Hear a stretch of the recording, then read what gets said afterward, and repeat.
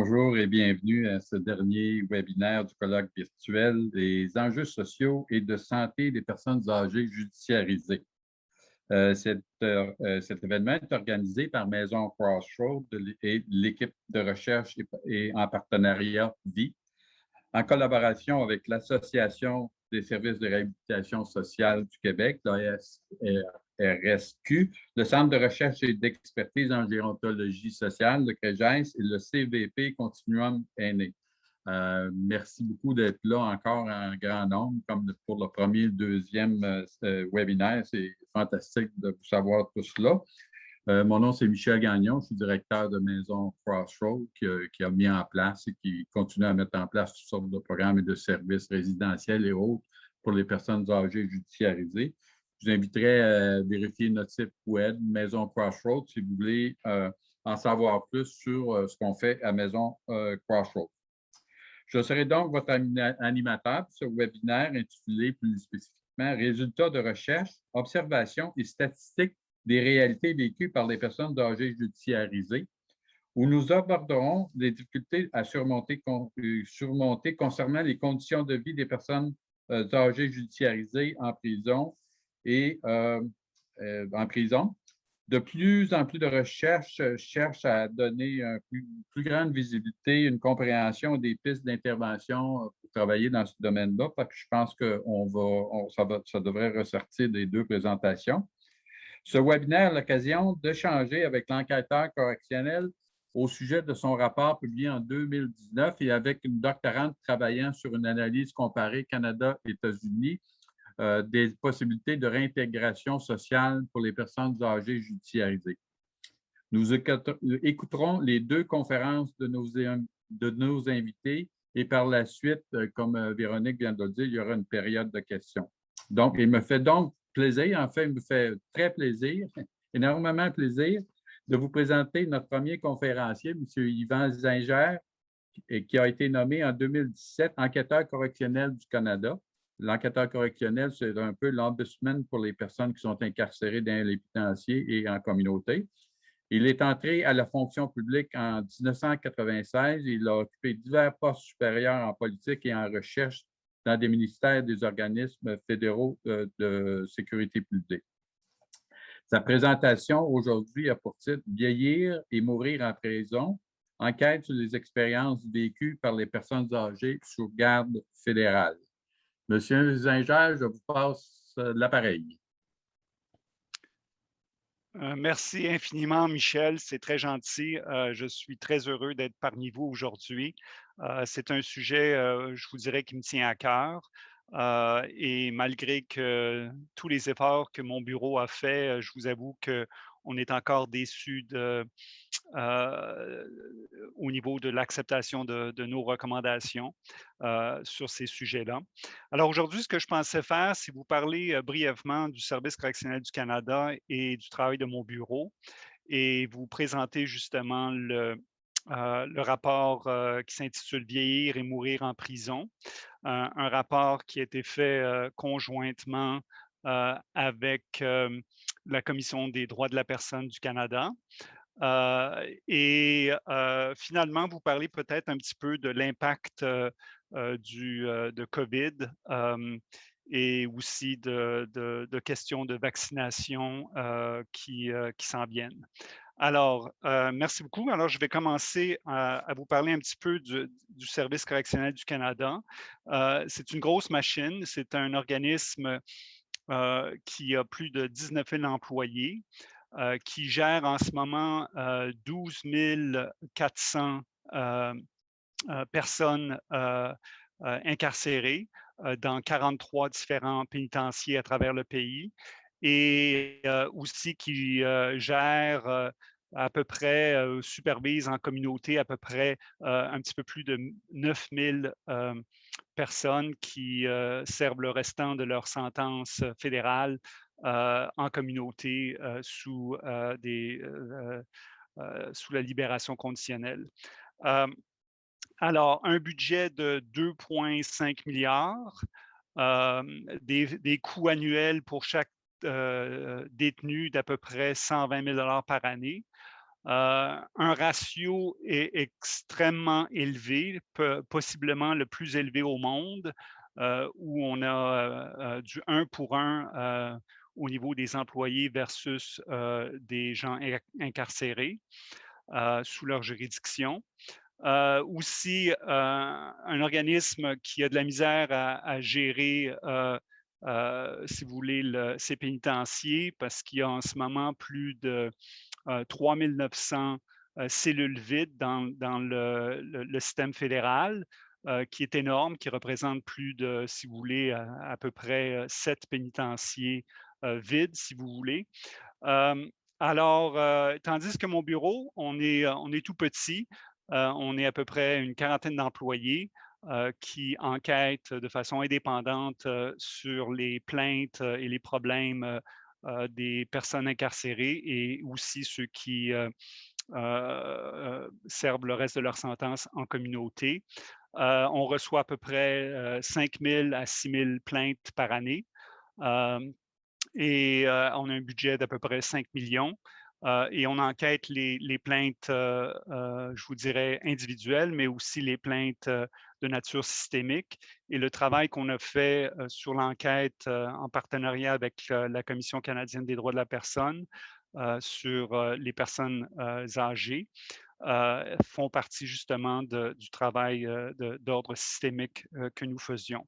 Alors, dans cette enquête systémique, on a donné des entrevues à plus de 250 personnes plus âgées de 50 ans ou plus. On a choisi 50 ans parce que, comme vous savez, les personnes qui sont incarcérées ont une physionomie et un état de santé qui ressemble plus à des personnes qui ont 60 ans. Donc, on doit, si vous voulez, rajouter à l'âge chronologique un facteur de 10 ans. On a aussi interviewé des gens qui étaient en résidence dans la communauté, dans des maisons de transition, et évidemment, plus de 50 travailleurs, employés du service ou qui travaillaient pour justement des maisons de transition. Alors, au niveau des statistiques et certaines observations, nous savons que l'âge à l'admission continue d'augmenter dans nos pénitenciers. C'est une tendance qui date de bien longtemps. Maintenant, les personnes de 50 ans et plus représentent plus de 25 de la population carcérale au niveau fédéral. Et ce n'est pas un problème qui est nouveau, ça. C'est un problème que le service correctionnel était bien au courant il y a plus de 20 ans. D'ailleurs, il y a 20 ans, ils avaient déjà considéré que c'est un problème d'envergure quand la population carcérale de plus de 50 ans dépassait le 15 et ils avaient même créé une division pour développer une stratégie pour les personnes âgées incarcérées. Alors, si on parle d'autour des années 2000. Notre bureau a souligné le manque si vous voulez, de programmes et de stratégies depuis 2005. Et on a fait toutes sortes de recommandations et qui n'ont pas justement été acceptées par le service. Et c'est pour ça qu'on a, si vous voulez, décidé de faire ce rapport d'ordre systémique il y a 2 ans. Alors, au niveau, juste pour vous donner un petit peu des chiffres, alors on parle de maintenant 25,6 de la population carcérale est âgée de plus de 50 ans. Il y a actuellement plus de 650 personnes qui sont âgées de 65 ans et plus. Sur une population carcérale, encore une fois, de 12 400. Il y a de graves problèmes de santé physique, mais aussi de santé mentale. Alors, les problèmes les plus communs au niveau physique et les problèmes chroniques, il y a évidemment l'obésité, l'hypertension, des problèmes de haut cholestérol, de diabète, beaucoup de cas de chronique, de douleurs chroniques. Et au niveau de santé mentale, ce qui est le plus prévalent, on parle de dépression, d'anxiété et évidemment de problèmes de personnalité. Alors, au niveau du profil, il y a, je vous dirais, à peu près 3 groupes de détenus qui font partie de ces 50 ans et plus. Le premier groupe, qui représente à peu près 28 de ce segment-là, sont des gens qui ont été trouvés coupables pour la première fois et envoyés dans un pénitencier fédéral après l'âge de 50 ans. La plupart, ce sont pour des délits d'ordre sexuel qui ont été probablement commis dans beaucoup de cas il y a longtemps. Le deuxième segment d'à peu près 24 on parle des gens aussi qui ont été, que c'est leur première fois dans un pénitencier fédéral, mais qui ont été justement trouvés coupables souvent de meurtre et qui sont là pour de longues périodes, de longues sentences.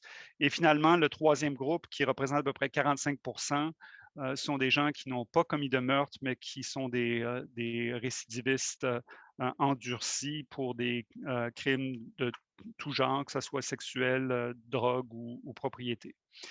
On voit aussi qu'au niveau du profil des gens plus âgés dans les pénitenciers, il y a beaucoup moins d'infractions disciplinaires. Ils ont plus peur pour leur sécurité personnelle que ceux qui sont plus jeunes. Il y a énormément de problèmes de santé physique, de problèmes chroniques. Et finalement, la majorité, et ça c'est très important à souligner, ont passé leur date d'éligibilité à la libération conditionnelle. Je vais vous parler je crois, des 5 conclusions les plus importantes de ce rapport-là. Alors, la première, c'est que ce qu'on s'est rendu compte, c'est que les gens sont au fond de ce segment-là, sont entreposés dans les pénitenciers avec très peu de gestion de cas. Et comme je vous ai dit, la plupart ont déjà dépassé leur date d'éligibilité. Et à notre avis, quand on parle de gens qui sont souvent des problèmes de santé aigus, chroniques, des gens palliatifs, des gens en fin de vie, des gens qui ont des problèmes énormes de mobilité, ceux qui ont de la démence, tous ces gens-là, d'après nous, pourraient être gérés de façon plus humaine, avec moindre coût en communauté. Alors, c'est toute cette question de simplement entreposer les gens vieillissantes et mourantes dans les pénitenciers qui nous préoccupe. La deuxième conclusion, c'était au niveau de l'infrastructure. Le service a une infrastructure qui est très vieille. On a encore 3 pénitenciers qui ont plus de 100 ans. Et la majorité des pénitenciers ont entre 45 et 50 ans. Et ces pénitenciers-là ont été, au fond, construits pour des personnes beaucoup plus jeunes. Les conditions de détention sont très difficiles et mal adaptées pour les personnes âgées, surtout pour ceux et celles qui ont des problèmes de mobilité. Au niveau de la troisième conclusion, on parle des coûts associés à gérer une population carcérale vieillissante sont énormes et continuent d'augmenter. Le coût moyen, comme je vous ai dit, c'est à peu près 120 000 par année, mais pour des personnes qui sont âgées et qui vieillissent et qui vont mourir en prison, on peut souvent doubler jusqu'à quadrupler le coût que ça coûte pour financer leur séjour dans un pénitencier. La quatrième conclusion, on parle d'options très restreintes pour justement faciliter la réintégration en communauté de ce groupe d'individus. Une des seules, je vous dirais, options, c'est la libération par exception ou par compassion.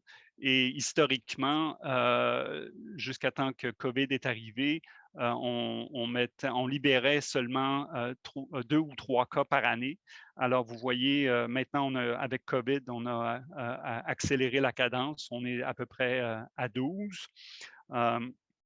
Mais c'est des options qui sont très difficiles à satisfaire et que le service en fait pas suffisamment d'efforts pour coordonner avec la commission pour s'assurer qu'une fois qu'une personne est palliative ou mourante, qu'elle ait l'opportunité justement de sortir, de mourir en dignité humaine, avec toute la dignité humaine en communauté.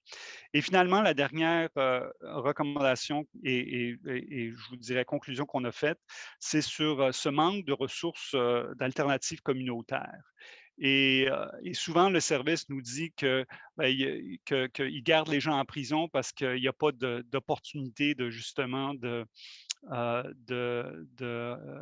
mettre en liberté ces personnes-là dans des foyers, par exemple, à soins de longue durée ou des maisons de transition qui sont adaptées pour servir leurs besoins. Et à ça, nous, on répond tout simplement que le service a une obligation, à mon avis, qui est légale et statutaire et morale de justement de créer ce genre d'alternatives et de les financer.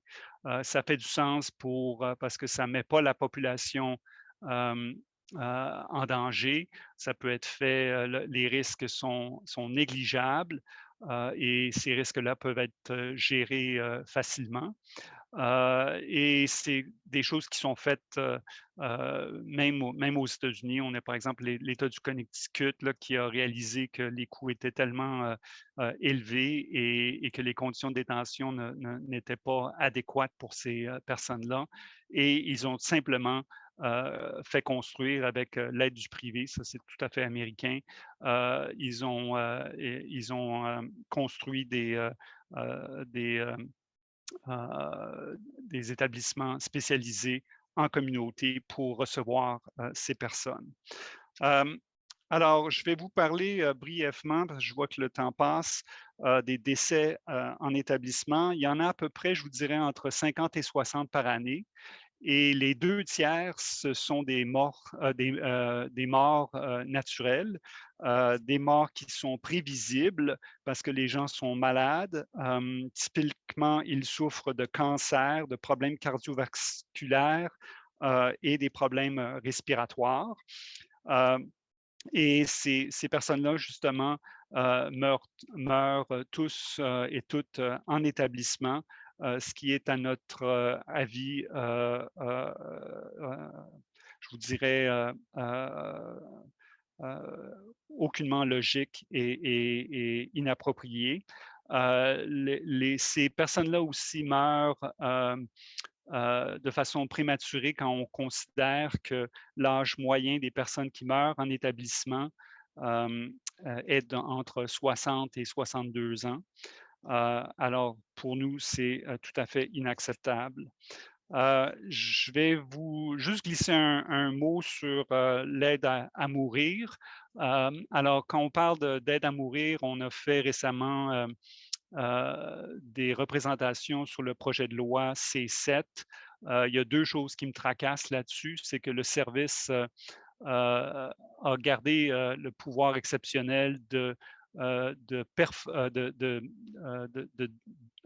d'offrir, non seulement d'offrir l'aide à mourir, qui est bien normal et qui est, à mon avis, tout à fait approprié, mais que la procédure a été faite à l'intérieur d'un pénitencier. Et ça, pour nous, c'est absolument inacceptable. Et la deuxième chose, c'est que quand la loi est passée en 2016, pour des raisons que je ne comprends pas, le service a été exempté de faire des enquêtes internes sur les décès qui ont été suite à une demande d'aide à mourir. Pour moi, c'est inacceptable parce que on peut concevoir des situations où plus d'efforts auraient dû être pris pour transférer la personne dans la communauté pour qu'elle puisse finir ses jours en communauté et aussi pour revoir l'accès aux soins de santé. Et si cet accès était problématique, on ne le saura jamais. Et la personne aurait pu possiblement mourir de façon prématurée parce qu'elle a reçu des services de soins de santé inadéquats en pénitencier. Alors, je vais juste vous souligner au niveau de la COVID. La première vague, on a eu plus de 361 cas qui ont testé positif durant la première vague. On a eu après, 2 personnes sont décédées aussi durant cette première vague. On a eu à peu près 5 mois de répit où est-ce qu'il n'y a eu aucun cas qui ont été testés positifs. Avant que la deuxième vague frappe au début du mois de novembre. Au mois de novembre, on a eu jusqu'à date 1100 cas qui ont testé positifs et aussi 2 décès. Des 4 décès, c'était toutes des personnes de 50 ans et plus qui avaient des problèmes de santé chroniques existants. Mais au fond, moi, je considère qu'on a été chanceux dans ça parce que on a certainement des pénitenciers avec des grandes proportions de personnes qui sont plus âgées et plus vulnérables. Et ces pénitenciers-là n'ont pas été touchés. D'ailleurs, je crois que les personnes de 50 ans et plus ont été, si vous voulez, épargnés au niveau du pourcentage. La bonne nouvelle, c'est qu'on a déjà commencé la vaccination. On a eu 600 détenus qui ont été vaccinés. Et je viens de recevoir, ici, j'ai soulevé le message de la commissaire que la vaccination de tous les délinquants et délinquantes en pénitencier fédéral va commencer à partir de mi-avril et que non seulement les détenus et délinquants vont être vaccinés, mais les employés aussi, et aussi les délinquants et employés dans les centres correctionnels communautaires qui sont gérés par le service. Alors, pour moi, c'est des très bonnes nouvelles et peut-être ça va éviter justement la troisième vague. Alors, je me croise les doigts que d'ici que la vaccination est complétée, que nous allons avoir peu de cas. Alors, merci beaucoup. Merci beaucoup, M. Zinter. C'est pas long, 15 minutes, hein? Bon, merci beaucoup, hein, c'est vraiment apprécié. Maintenant, il me fait plaisir de vous présenter notre deuxième conférencière, Marina Revelli, qui est doctorante en sciences politiques à l'Université Concordia. Sa recherche doctorale est sur une enquête sur des stratégies que les ONG déploient pour faciliter la réintégration sociale des personnes âgées judiciarisées dans un contexte de contraintes budgétaires et gouvernementales. Puis les endroits ciblés, c'est Montréal, Toronto, Houston, puis San Francisco. Sa présentation aujourd'hui s'intitule « Personnes âgées judiciarisées, leur profil, leurs besoins et les réponses des gouvernements ». À vous, Marina. Merci, Michel. Alors, je vais juste partager mon écran pour partager mon PowerPoint. Alors, peut-être que vous pouvez me dire si c'est correct, si vous voyez le PowerPoint. Mais alors oui, alors aujourd'hui, je voulais commencer avec vous donner un peu de détails sur mon projet qui est en cours et aussi un peu de l'objectif que j'avais en tête pour la présentation aujourd'hui. Alors, moi, je m'intéresse plutôt aux ONG qui justement aident les personnes âgées judiciarisées dans la communauté. Juste vérifier que vous voyez mon PowerPoint. Et oui, alors, pardon, dans la communauté, ça veut dire que moi, je m'intéresse moins aux personnes âgées judiciarisées en prison couramment, mais quand même, c'est la même genre de population. Mais aujourd'hui, ce que je voulais faire, c'est vous présenter les outils qui ont été utilisés ici au Canada et ailleurs pour faire face vraiment aux enjeux du vieillissement de la population carcérale. Mais avant de commencer, je pense que c'est plutôt important de de décider qu'est-ce que c'est qu'une personne âgée judiciarisée. Lorsque dans deux premiers webinaires, il y avait des questions sur pourquoi les personnes âgées judiciarisées ont que 50 ans et ne pas 75 ans comme on voit dans la communauté. Et c'est parce que la recherche a quand même montré que de vivre en incarcération quand même accélère considérablement le processus de vieillissement. Et j'ajouterais aussi que, juste pour référence, 1 an d'incarcération se traduit par une perte de 2 ans sur l'espérance de vie. Et alors, le vieillissement de la population carcérale n'est pas un problème qui est unique au Canada. Si on regarde ailleurs, ça veut dire comme le Royaume-Uni, leur population carcérale âgée a quand même augmenté de 50%. Et l'augmentation aux États-Unis est de presque 300%. Et alors, je dirais aussi comme note que cette population, ça veut dire les personnes âgées judiciarisées, on a vraiment très peu de données sur cette population et aussi, on a très peu d'études qui ont évalué les politiques qui visent cette population. Alors, je pense que c'est vraiment important de savoir que cette littérature est vraiment à ses très débuts et est très fortement impactée par les États-Unis. Alors, c'est pour ça que vous allez voir beaucoup d'exemples et d'outils des États-Unis parce qu'ils ont quand même une population très importante des personnes judiciarisées plus âgées. Je voulais aussi parler un peu, ou juste regarder et comparer quelle est la situation au Québec.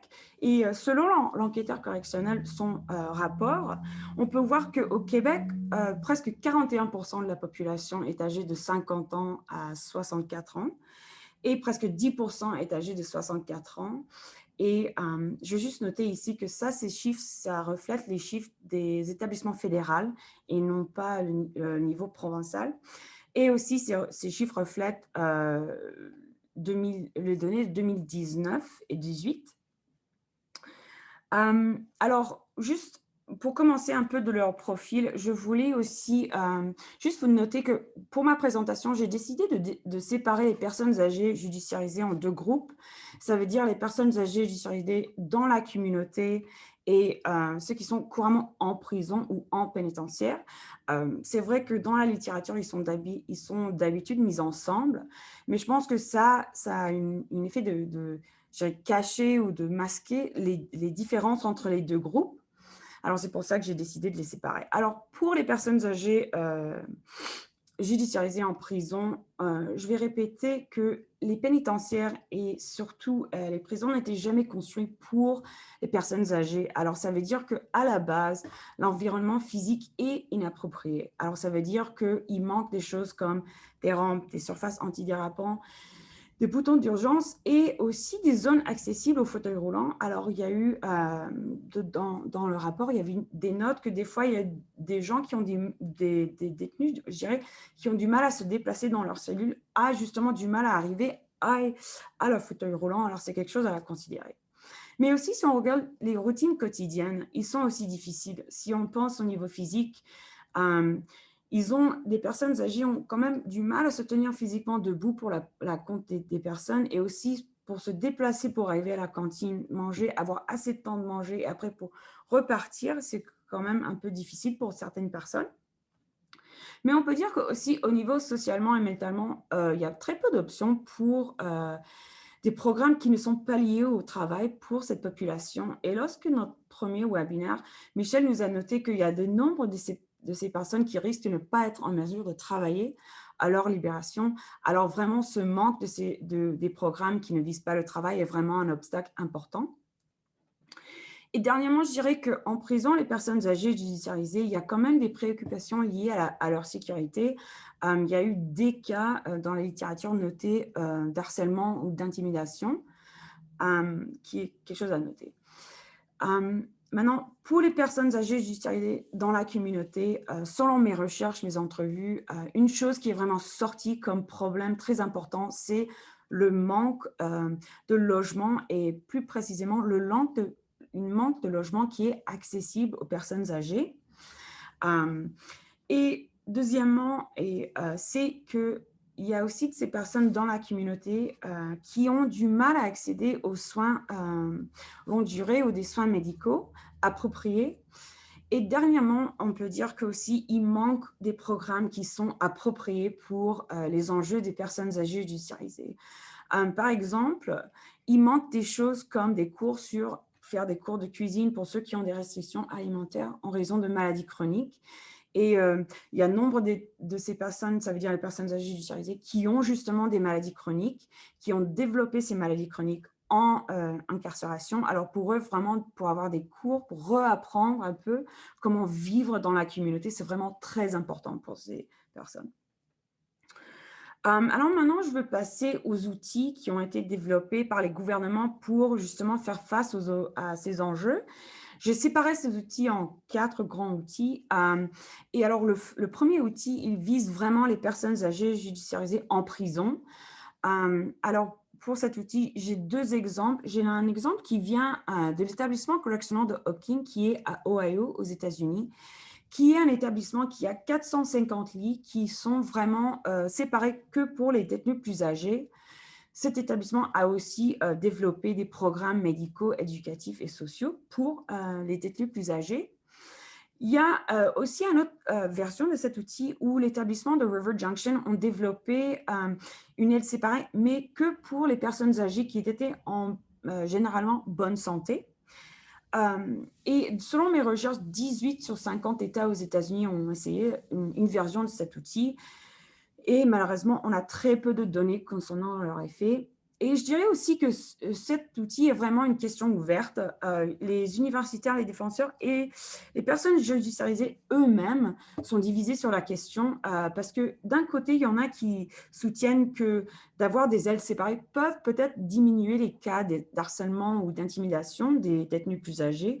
Mais aussi d'un autre côté, il y en a qui soutiennent que d'avoir des ailes séparées peuvent isoler les détenus plus âgés ou peut-être créer ce que nous on appelle en sciences politiques des service ghettos, ça veut dire où les niveaux de service tombent plutôt très bas.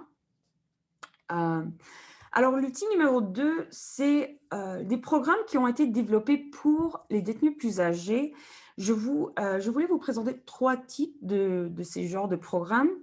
Alors le type numéro 1, c'est les programmes médicaux comme le Montana Cooperative Nursing Program, qui justement emmène les infirmières et les infirmiers internes en prison pour dispenser des soins médicaux gériatriques. Mais il y a aussi des programmes qui visent l'activité physique, comme 2 programmes qui viennent des États-Unis. Il y a le programme Be Active, qui est de Kentucky, et l'autre programme True Grit, qui vient du Nevada, qui justement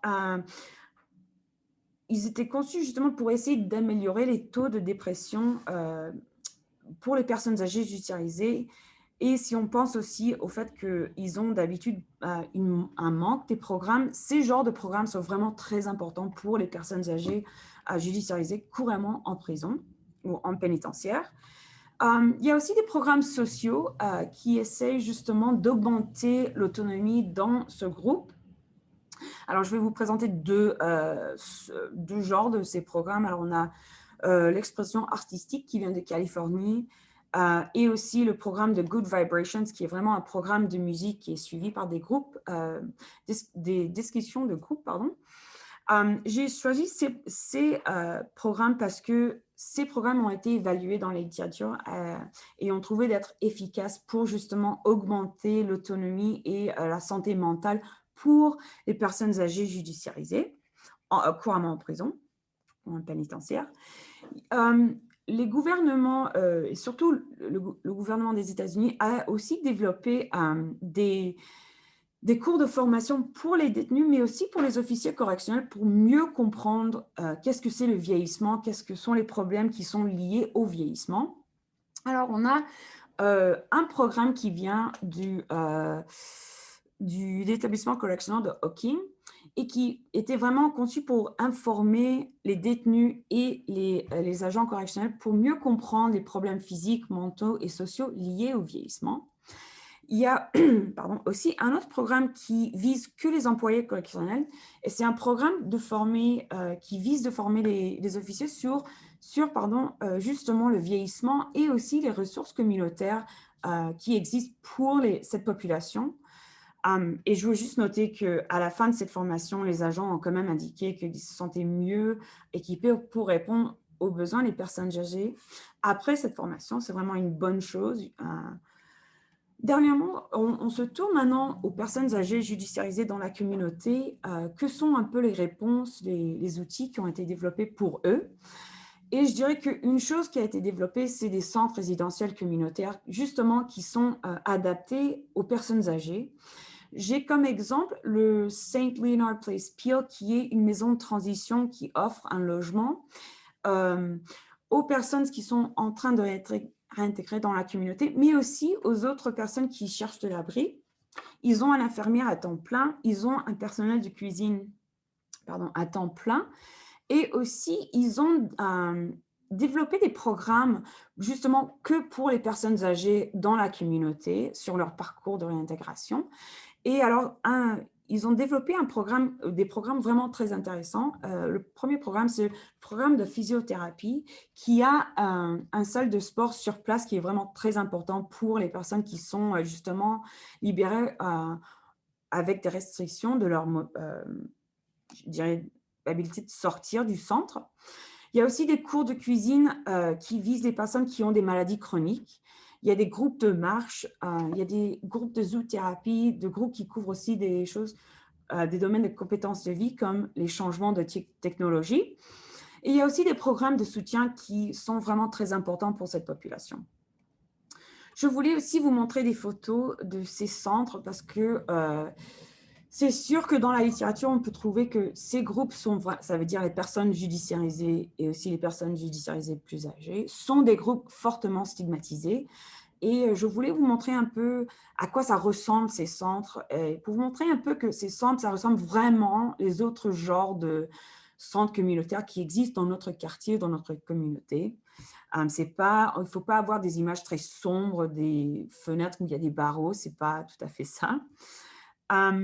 Et je voulais finir aussi sur un centre résidentiel communautaire qui, justement, comme chercheur, m'intéresse beaucoup parce que, justement, il y a des chercheurs sur place qui suivent les expériences des personnes âgées alors qu'ils passent de l'incarcération à la communauté. Alors, peut-être, avec ces recherches, on peut davantage comprendre un peu les enjeux auxquels ils font face. Mais aussi, il est très important de souligner que les personnes âgées judiciarisées qui avaient accès à Haley House, c'est le centre résidentiel communautaire, qui était adapté aux personnes âgées, ont constaté qu'ils avaient une expérience positive et ont noté que l'accès aux soins de longue durée et au logement étaient des priorités clés pour leur réintégration. Et alors, comme conclusion, je veux juste vous remercier, mais aussi, je vous laisser avec un petit sentiment que je pense qu'on est au point où on peut dire définitivement que les maisons de transition ou les centres résidentiels comme St. Leonard Place Peel, Maison Crossroads et Maison Haley House sont vraiment des bons exemples, mais je pense qu'on est au point où nous, on commence à se demander comment nous, on peut s'impliquer plus pour aider ces centres à mieux servir cette population. Alors, merci beaucoup pour votre attention